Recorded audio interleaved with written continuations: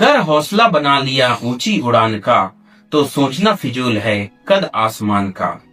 मैं उपस्थित हूँ कुरुद नगर में, जहाँ पर बसंत भैया, जी हाँ बसंत साहू, चित्रकला की पहचान, कुरुद की पहचान, उनको आने वाले समय में राष्ट्रीय स्तर पर पुरस्कार मिलना है, राष्ट्रपति द्वारा उनका सम्मान होना है। बसंत साहू के बीच में उपस्थित हूँ उनके संघर्ष भरे जीवन को जानने के लिए, उनकी कला को पहचानने के लिए, उनकी कला को लोगों तक ले जाने के लिए। नमस्कार, मैं उपस्थित हूँ बसंत साहू जी के साथ। सबसे पहले आपको हमारे चैनल की ओर से आपको मिलने वाले पुरस्कार के लिए बहुत बहुत शुभकामनाएं। धन्यवाद धन्यवाद मुकेश भाई। बसंत भैया किसी पहचान की मोहताज नहीं है, न केवल राष्ट्रीय स्तर के पुरस्कार बल्कि अनगिनत पुरस्कार उनको उनकी चित्रकला के नाम से मिल चुके हैं। एक ऐसा भी समय था उनके जीवन का जो उनका एक पिछला अध्याय था, जब उन्होंने एक दुर्घटना में अपने 95% शरीर को खो दिया, लेकिन उसके बाद उन्होंने हौसला नहीं हारा और अपनी लगन, अपनी मेहनत से पेंटिंग करते करते, रंग चित्रकारी करते करते उन्होंने आज अपनी पहचान, अपनी एक विशिष्ट पहचान उन्होंने बना ली है, जो राष्ट्रीय स्तर पर उनको ले जा रही है। तो मैं उन्हीं विषयों पर बसंत भैया से कुछ जानने के लिए उपस्थित हूँ। सबसे पहले बसंत भैया, आपसे मैं जानना चाहूंगा, अभी तक आपका जो संघर्ष था, आपका कहना चाहिए ये दूसरा जीवन है, पहला जीवन आपका कैसा रहा और अभी तक आपका संघर्ष कैसा रहा, बताएंगे सर। मैं पहले इलेक्ट्रिशियन था और 95 में एक दुर्घटना की वजह से 95% दिमाग तक घोषित कर दिया गया और स्पाइनल कार्ड में चोट लगने की वजह से यह स्थिति बन जाता है। और वहां से फिर अब मैं क्या कर सकता हूँ, क्योंकि मेरी दुनिया सिर्फ व्हील चेयर बन गया था, तो मैं आड़ा तिरछा लकीर खींचने की कोशिश किया। शुरुआत वहीं से हुई।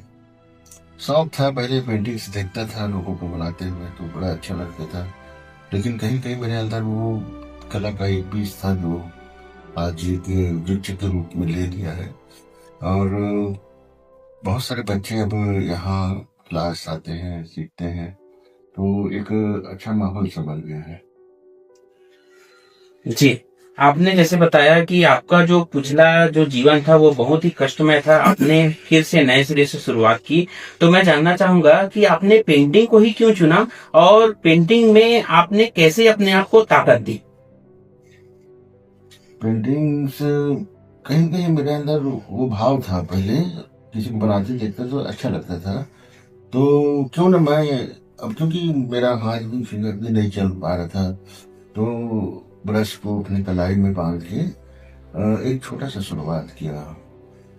तो अपने कल्पना को साकार करते करते यहाँ तक यात्रा हो गई और canvas, oil colour, water colour, इन सब में काम करता रहा। तो दुर्घटना ग्रसित हुए, उसके बाद आपने पेंटिंग प्रारंभ किया। तो पेंटिंग प्रारंभ करने की प्रेरणा आपको कहाँ से मिली? आप इसके लिए किसको अपने प्रेरणा स्रोत माने?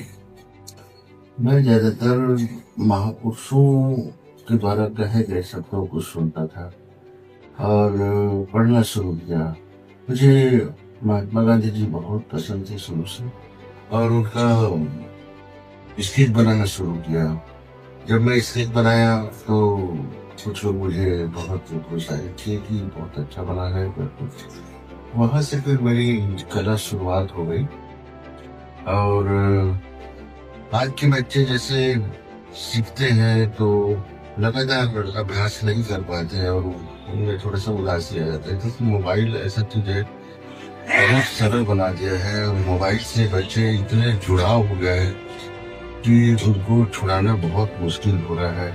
और माता पिता को भी मैं चाहूंगा कि अगर किसी भी बच्चे में जैसे पढ़ाई में थोड़ा सा कम ज्यादा हो जाता है तो दबाव में मत डालो कि बच्चा अपना नुकसान के बारे में सोचे। उनके अंदर जो प्रतिभा है उसको पहले पहचाने, क्योंकि भगवान सबको कुछ न कुछ देके यहाँ भेजा है, बस उसको पहचानने की जरूरत है। तो ऐसा नहीं है कि आप पढ़ेगा तभी बच्चा आगे बढ़ेगा। मैं 10वीं तक पढ़ाई किया, उसके बाद इलेक्ट्रिशियन पे काम सीखा और दुकान वगैरह चला रहा था, लेकिन परमात्मा ने दूसरा रास्ता मेरे लिए बनाया था और ऐसी स्थिति आ गई और मैं अभी भी वर्क कर रहा हूँ। तो जो कर्म करते हैं मैंने सुना भी है और देखा भी और समझा भी है। आपको अभी तक कई तरह के पुरस्कार मिल चुके हैं और हर पुरस्कार में एक अपनी अपनी पहचान है जो आपकी चित्रकला के श्रृंगार को दर्शाती है। चित्रकला आपकी कैसी है वो पुरस्कार बताता है और कहते हैं परिणाम ही व्यक्ति की पहचान है। तो आपने अभी तक जितने सारे चित्र बनाए हैं, वैसे तो सारे चित्र ऑल इंडिया फेमस है, राष्ट्रीय अंतर्राष्ट्रीय स्तर पर फेमस है, लेकिन कोई ऐसा चित्र भी होगा जिसको आपको बनाने में कुछ विशेष मोहकता आई होगी, अच्छा लगा होगा, ऐसा कोई है? हाँ, बहुत अच्छा लगता है जब हम छत्तीसगढ़ के त्योहारों को लेकर उत्सवों को बनाते हैं। राउत लांचा हो गया, जैसे हमारे गौरी गौरा का विषय हो गया, ऐसे पूरा उत्सव है जो बहुत खूबसूरत है अपने आप में। और छत्तीसगढ़ की जो कला है वो पूरा विश्व में उसको पसंद करते हैं। मेरा बस्तर आर्ट का बनाया हुआ पेंटिंग अमेरिका गया हुआ है। तो ऐसे हमारे छत्तीसगढ़ बहुत खूबसूरत जगह है, बस्तर बहुत खूबसूरत जगह है, उसमें भी इतने सारे कला है जिसको आप बना सकते हो। लोग डोगरा आर्ट और मूर्ति ये सब चीज बनाते हैं, लेकिन मैं अपने रंगों के द्वारा आपने अभी तक जितने वर्षों में संघर्ष किया है, कई तरह के लोगों ने आपको प्रेरणा देने की कोशिश की है, परिवार के लोग और परिवार से भी जुड़े हुए जो भी सदस्य हैं। अभी तक के सफर में सबसे ज्यादा आप किनको मानते हैं जिसकी वजह से आपको अभी तक की सफलता मिली? हाँ, शुरू से जब से दुर्घटना हुआ तब से मेरे गाँव में साथ है और उनकी सेवा सर्वोपरि है। और वही जो शुरुआत से ही कदम चल रही है, उन्हीं का आशीर्वाद है जो आज मुझे राष्ट्रीय पुरस्कार मिला और लोग जानने लगे। तो मैं पूरा अपने दोस्तों को भी, जिन्होंने बहुत मदद की, मेरे लिए कलर लाते रहे, सब चीज मतलब धीरे धीरे।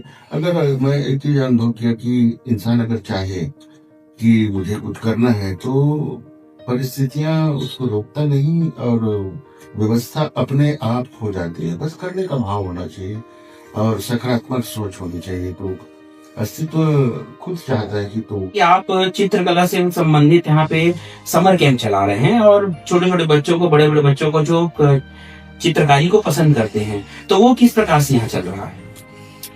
हम बसंत फाउंडेशन के नाम से 4-5 साल हो गए यहाँ पर एक आर्ट क्लास चला रहे हैं, जीवन रंग के नाम से। और उसमें जो टीचर हैं अवध राम कंवर जी, वो सब बच्चों को बहुत अच्छे से सिखाते हैं क्योंकि उन्होंने खैरागढ़ से पढ़ाई की है। और यहाँ पर बड़े बच्चे प्रैक्टिस करते हैं, फिर वहाँ कंपटीशन एग्जाम लिंक करके वहाँ पर भी अपना प्रशिक्षण जारी रखे हुए हैं। तो ये एक स्कूल जैसा माहौल हो गया है। भले छोटी सी शुरुआत हो, लेकिन कला का माहौल बन गया है हमारा जो घर है वो, और निरंतर बच्चों का आना लगा रहता है। जीवन एक कला है, रंग भी हमको ही भरना है और सफल भी हमको ही करना है। आज देखा गया है कि युवा पीढ़ी जो कि मोबाइल की गिरफ्त में इतनी आ चुकी है, जो छोटी छोटी बात, जैसे मम्मी पापा डांट दिए, कोई फेल हो गया या कोई छोटी सी बात हो गई तो वो आत्महत्या करने लग जाते हैं या कुछ और कर लेते हैं। ऐसे बच्चों को आप क्या संदेश देना चाहेंगे? और चित्रकला अगर वो करना चाहते हैं उस हिसाब से भी और नॉर्मल जिंदगी के हिसाब से भी आप ऐसे बच्चों के लिए आप क्या संदेश देना चाहेंगे? बहुत ही दुर्भाग्यपूर्ण है कि लोग मोबाइल जैसी चीज को दुरुपयोग कर रहे हैं, क्योंकि मोबाइल से बहुत कुछ अच्छा भी है, वो हमारी जरूरतें हैं, लेकिन बच्चों को इस तरह से उसमें लिप्त हो जाना बहुत ही हानिकारक है। क्योंकि बच्चे इस तरह फंस जा रहे हैं कि उनका ब्रेन पूरी तरह वाश हो जा रहा है और बच्चे सोच भी नहीं जा पाते और उनका जो मानसिक विकास है वो भी पूरी तरह से घर से चला जा रहा है। तो माता पिता को इसमें सतर्क होने की बहुत जरूरत है, क्योंकि बच्चों को आप सृजनात्मक कुछ ना कुछ अगर नहीं भी सिखाओगे तो बच्चा उसी में पड़ा रहेगा। क्योंकि आज छोटे से बच्चे 1 साल का भी होता है तो मम्मी पापा उसको मोबाइल दे देते हैं कि ठीक है चलो करके। तो ये बहुत दुर्भाग्यपूर्ण है, इससे छूटना बहुत जरूरी है, आगे चल के बहुत घातक रूप ले लेगा।